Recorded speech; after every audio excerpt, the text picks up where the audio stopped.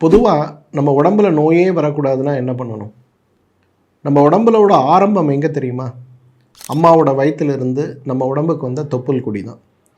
இந்த தொப்புள் கொடியை மட்டும் நம்ம ஆரோக்கியமாக வச்சுக்கிட்டோம்னா உடம்பில் இருக்கக்கூடிய 4400 நரம்புகளும் 108 வருமங்களும் பலமாகும் அப்படிங்கிறது தான் இயற்கை மருத்துவம் சொல்லுது.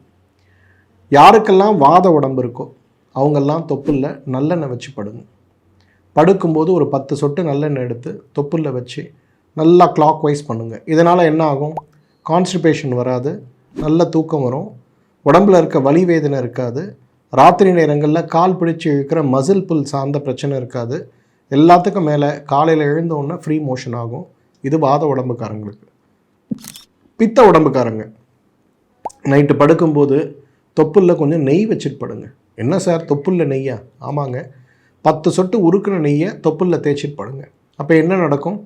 வயிறு எரிச்சல் இருக்காது, நெஞ்சு எரிச்சல் இருக்காது, கண் எரிச்சல் இருக்காது, மோஷன் போகும்போது யூரின் போகும்போது இருக்க எரிச்சல் இருக்காது, பசி நார்மலாக இருக்கும், தூக்கமும் நார்மலாக இருக்கும். நோயே வரக்கூடாது, ஆரோக்கியமாக இருக்கணுமா? வீட்டில் இருக்க குழந்தையிலேருந்து 90-100 வயது இருக்கக்கூடிய தாத்தா பாட்டி வரை நைட்டில் 10 சொட்டு விளக்கெண்ணெய் வச்சுட்டு படுங்க.